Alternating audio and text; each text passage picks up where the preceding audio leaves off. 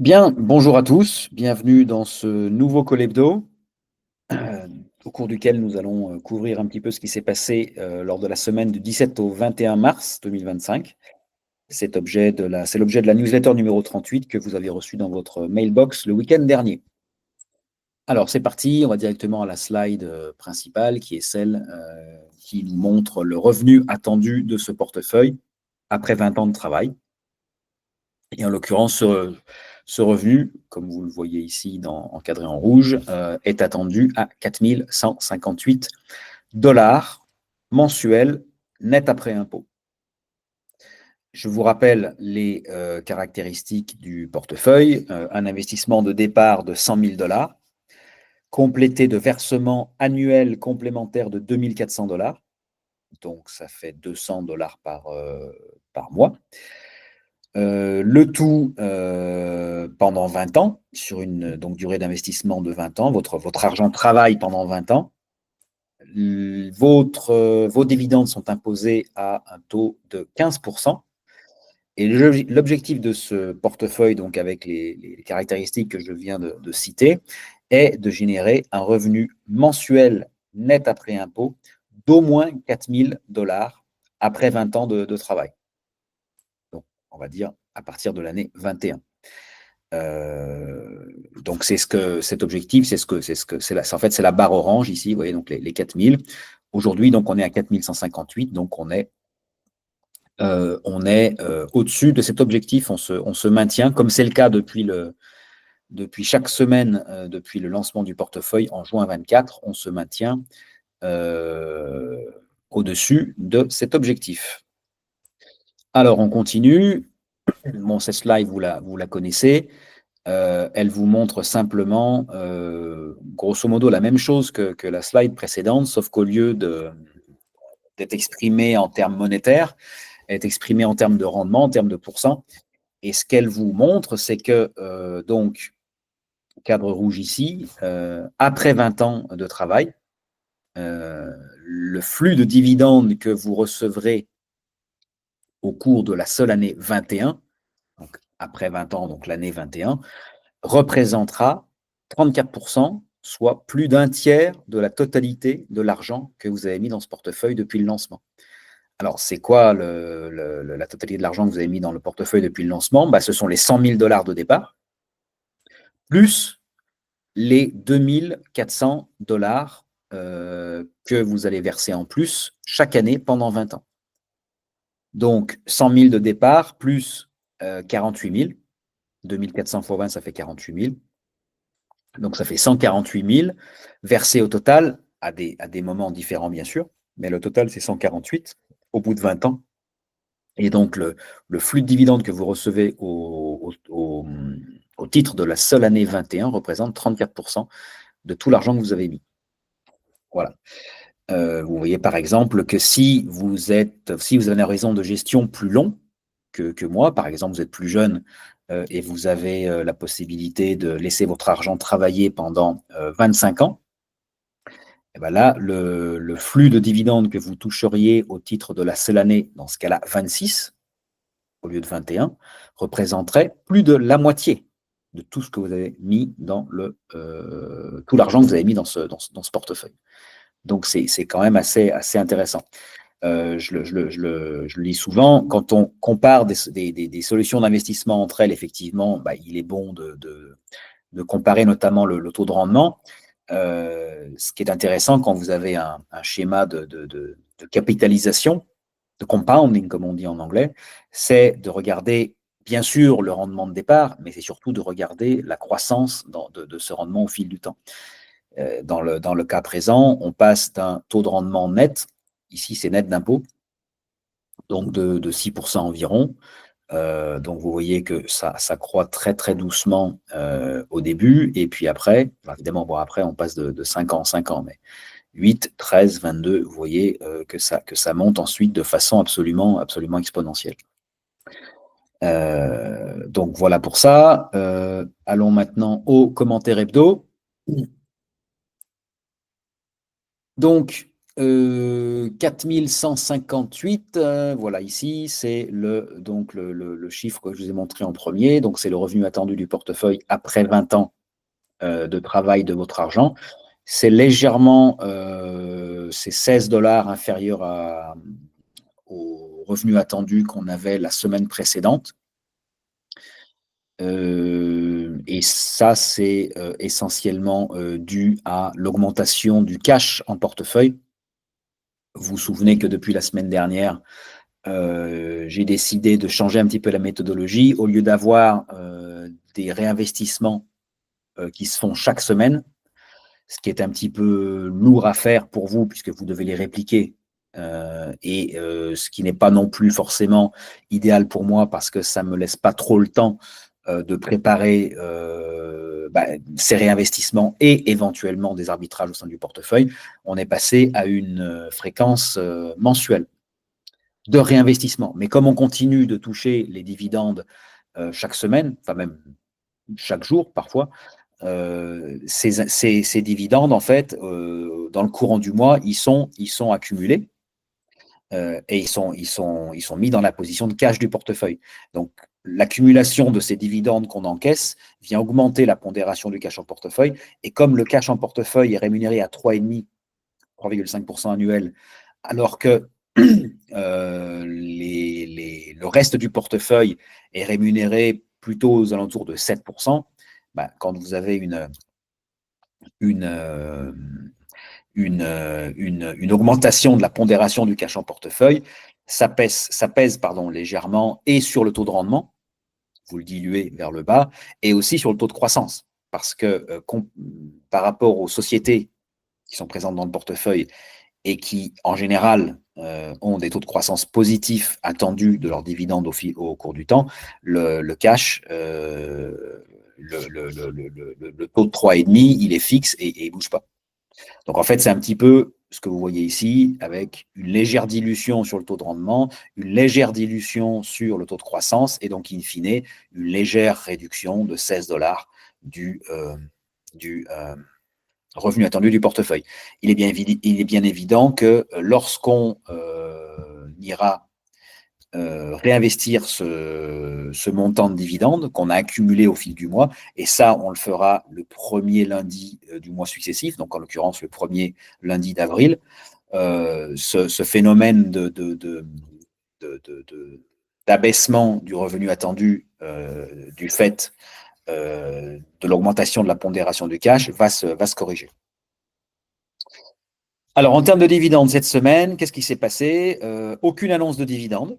Alors bon, on en a fini avec la publication des trimestriels du quatrième trimestre 2024 des sociétés. C'est généralement au cours de cette période que les sociétés annoncent leurs prochains dividendes. Donc, aucune annonce cette semaine. Par contre, on a encaissé 172 $ de dividendes. Donc, c'est ce que je vous disais. En fait, ces 172 ont été insérés dans la poche de liquidité du portefeuille. Et donc, ces 172 qui, dans l'ancien système, quand on réinvestissait chaque semaine, auraient pu être réinvestis à 6,80, le taux de rendement du portefeuille moyen, et qui, en revanche, sont aujourd'hui investis à 3,5. Donc, c'est ce qui explique effectivement l'abaissement, le tassement sur le taux de rendement et sur le taux de croissance. Donc, 172 $ de dividendes net encaissés dans le portefeuille en provenance de 3 sociétés. Donc, on peut voir ici, par exemple, que donc, là, ça fait donc les dividendes encaissés, c'est la partie en vert ici à gauche de ce tableau. On voit qu'on a pas mal de sociétés puisque on cumule celle de cette semaine plus celle de la semaine précédente. Donc voilà. Donc au total, pour l'instant, on a 427 $ à réinvestir. Voilà. Donc, ça sera fait le premier lundi du mois d'avril. En termes de qualité du portefeuille, pas grand-chose à signaler, hein. Le score de fiabilité reste stable à 70%. Et la part des sociétés bénéficiant d'un rating investment grade par Standard & Poor's se maintient autour de 70-71%. Pas de changement. Donc, la réduction du revenu attendu de 16 $, on en a parlé. Le taux de rendement à 34% dans les 21, on en a parlé aussi. La valeur du portefeuille attendue en année 21 se réduit elle aussi un petit peu, ce qui est normal puisqu'on a un léger tassement sur le taux de rendement et un léger tassement sur le taux de croissance annuel attendu des dividendes. Ces deux taux étant les deux moteurs de la croissance de notre rente.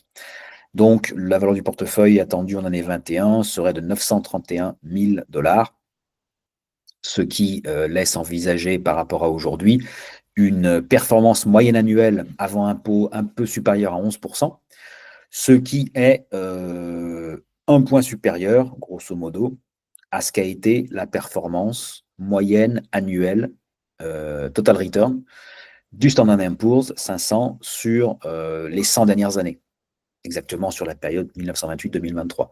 Tout ça pour dire que non, je le répète à chaque fois, mais c'est fondamental, avoir une stratégie de dividende, se focaliser sur les dividendes, ne va pas du tout au détriment de la performance de votre portefeuille, de votre capital, de votre épargne. L'avantage du dividend investing, c'est que vous recevez des revenus avec régularité, donc ce sont ces fameux dividendes, dans l'attente que le passage du temps ne permette à la juste valeur de votre portefeuille de s'exprimer. Et c'est donc la plus-value. L'avantage du dividend investing par rapport à un investissement qui irait directement se focaliser sur l'achat de la plus-value, c'est que la plus-value, elle dépend des prix, et les prix, au moins sur le court terme, c'est absolument certain, et souvent sur le moyen terme, les prix sont très difficilement prévisibles, ce qui veut dire que votre plus-value, vous n'avez que peu de visibilité sur le fait qu'elle existera à court terme ou à moyen terme, alors que le dividende, lui, si tant est que vous avez sélectionné des entreprises de qualité avec des politiques de dividendes fiables, ce dividende, lui, il arrive comme un salaire à échéance fixe. Et donc, c'est ça, c'est le fait d'être rassuré par le fait que vous recevez votre salaire versé par votre capital, par votre portefeuille, qui vous permet d'attendre patiemment que le temps fasse son œuvre. Et donc de ne pas, si vous voulez, être pris dans la panique lorsque la valeur de votre portefeuille s'effondre, parce que le marché s'effondre. Si vous avez la valeur de votre portefeuille qui s'effondre avec du rouge partout sur votre relevé de titre, votre compte titre, mais que vous avez l'autre colonne à côté qui est en vert, et c'est là que vous voyez que vos dividendes continuent d'être payés, alors même que les marchés s'effondrent et que la valeur de votre portefeuille s'effondre, c'est ce qui vous permet d'éviter de faire des bêtises, c'est ce qui vous permet de faire en sorte que ce ne soit pas vos émotions qui dictent vos décisions d'investissement, et que vous vous dites, OK, le marché en ce moment, il est peut-être un petit peu fou, il est peut-être un petit peu irrationnel. Après tout, les prix, ils sont formés par l'offre et la demande, qui sont des propositions faites par des êtres humains doués d'émotions. Alors que le dividende, c'est une décision qui est prise à froid et en connaissance de cause par un management avec l'approbation du board, et ensuite vous recevez votre dividende. Donc c'est vraiment cette dichotomie. Quand je parle du dividend investing, quand je focalise sur le dividende, c'est vrai, mais ça ne veut pas dire qu'on se moque du capital gain, de la plus-value. C'est simplement que la plus-value est une conséquence logique, un side effect du fait que parce qu'on a besoin d'avoir un revenu stable et croissant dans le temps, on est obligé de se concentrer, de se focaliser, de sélectionner des entreprises de qualité, et que ces mêmes entreprises de qualité, sur le long terme, en bourse, elles gagnent de la valeur. Ce qu'on veut éviter, c'est d'être un petit peu dans ce qui pénalise beaucoup les investisseurs, notamment particuliers, c'est qu'ils voient à très long terme, effectivement, la progression magnifique des indices. Je parlais du S&P, plus 10% par an, etc. Ils ne se rendent pas forcément compte que ce n'est pas une promenade tranquille en forêt. Pour arriver à ce plus 9,8, cette moyenne de plus 9,8 du Standard & Poor's sur 100 ans, ce n'est pas 9,8 en année 1, 9,8 en année 2, 9,8 en année 3, papa, jusqu'à 100 ans. Non, c'est plus 10, moins 30, plus 50, etc. Et vous n'arrivez à vos 9,8 de long terme que si vous arrivez à survivre à toute la volatilité de court terme. Et je ne parle pas simplement, quand je parle de volatilité, je ne parle pas forcément uniquement des mouvements négatifs, de la volatilité négative, quand les marchés corrigent, voire quand les marchés crashent. Là, évidemment, le risque, c'est de paniquer et puis de tout vendre sur les plus bas. Je parle aussi, et c'est pas en termes de fréquence, c'est pas du tout minoritaire, je parle aussi de tous les moments où les marchés deviennent fous. C'est-à-dire que tout explose à la hausse, tout monte, il ne semble plus y avoir de limite. Quand on vous dit, bah si, finalement, les arbres montent jusqu'au ciel. Et ça, c'est aussi dangereux pour votre rationalité, si ce n'est plus, que le risque de panique lorsque les marchés baissent. Lorsque les marchés baissent, donc c'est la panique, hein. Bon, la peur qui vous fait pardon, excusez-moi, qui vous fait céder vos positions au plus mauvais moment, entre guillemets, la maladie qui guette lorsque les marchés explosent, c'est ce qu'on appelle le FOMO, Fear of Missing Out, c'est-à-dire le risque effectivement de vouloir en fait mettre tout votre argent disponible et d'acheter sur les plus hauts parce que médias aidant, bien évidemment, on vous dit que voilà, this time is different. On a inventé, rappelez-vous, c'était Internet en 2000, maintenant c'est l'IA, etc. Il y a toujours une mode, il y a toujours. Et bon, on est des êtres humains, donc on aime rêver, on aime penser que voilà, on pourra avoir inventé une machine à faire de l'argent rapidement et sans trop d'efforts. Et bon, mais évidemment, ça n'existe pas. Donc, le dividend listing, oui, c'est boring, c'est ennuyeux, c'est ennuyant, c'est long, il faut être patient, il faut être discipliné. Mais l'histoire montre, c'est vraiment pas moi qui ai inventé le dividend investing, hein, l'histoire montre que ça marche. Donc, évidemment, c'est pas fait pour ceux qui veulent s'enrichir rapidement et sans trop d'efforts, c'est peu de le dire. Mais c'est fait pour des gens qui comprennent le système, qui comprennent ce que veut dire le passage du temps, qui comprennent la mécanique des intérêts composés. Après, une fois qu'on a compris tout ça, ce qui n'est pas très compliqué en soi, le système, vraiment, il fonctionne tout seul. C'est uniquement de la maintenance. Voilà, dernière chose sur la performance du portefeuille. Donc, cette semaine, le portefeuille a gagné 0,8. Le S&P a fait plus 0,5. Donc, depuis le lancement, on est à plus 7,40. Lancement donc en juin 24. Le S&P est à 4,80. Je le répète à chaque fois.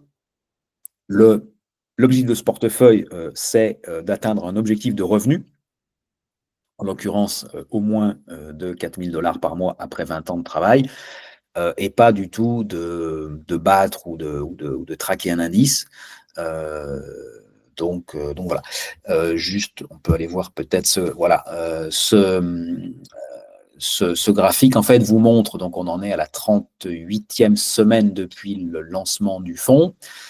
Chaque barre grise vous montre à chaque semaine depuis le lancement du fonds quel était le revenu attendu du portefeuille après 20 ans. Donc déjà intéressant de voir qu'on est passé à peu près on est parti de 4 000 qui était l'objectif de départ. Vous voyez que ça monte, ça descend, mais on n'a jamais on n'est jamais passé en dessous des 4 000. Ça, c'est la première chose à voir. La deuxième, c'est que quand vous comparez la volatilité, c'est-à-dire le fait que ces barres montent ou baissent par rapport à la volatilité des deux lignes, les deux lignes montrant la performance de notre portefeuille en bleu et la performance du S&P en orange, bah, vous voyez que les marchés sont beaucoup plus volatiles que les dividendes, ce qui est bon, notre thèse en fait. C'est le problème du prix par rapport aux dividendes. Ce que j'appelle performance, enfin c'est pas moi, ce qu'on appelle pardon, la performance total return, c'est la somme entre la variation des prix et la performance provenant des dividendes. Évidemment, la performance provenant des dividendes, elle est toujours positive, puisqu'on n'a pas encore inventé les dividendes négatifs. Elle peut être de 0 au pire, ou elle est positive si quand un dividende est versé. La performance en termes de prix, elle reflète l'évolution du prix des actions qui composent votre portefeuille. Le prix des actions, bah, parfois il est flat, parfois il monte, parfois il baisse. Donc voilà, je vais essayer de trouver un graphique qui montre mieux, c'est pas forcément évident sur celui-là, mais qui montre mieux cette différence de volatilité en fait, entre le prix et entre le dividende. Voilà, je crois que c'est à peu près tout ce que je voulais vous dire. Donc, je ne sais plus s'il y avait quelque chose au début. Bon, ça, on avait déjà parlé du fait, effectivement, de la visualisation du temps qui passe. Hein. Donc, effectivement, vous voyez comment par exemple, entre ici et ici, entre cette barre-ci et cette barre, il y a 5 ans, et le revenu attendu, grosso modo, il a augmenté on va dire, de $600. Il est passé de 780 à 1351. Donc, 5 ans de travail supplémentaire par votre argent vous a permis d'augmenter votre revenu mensuel net après impôt de $600, on va dire.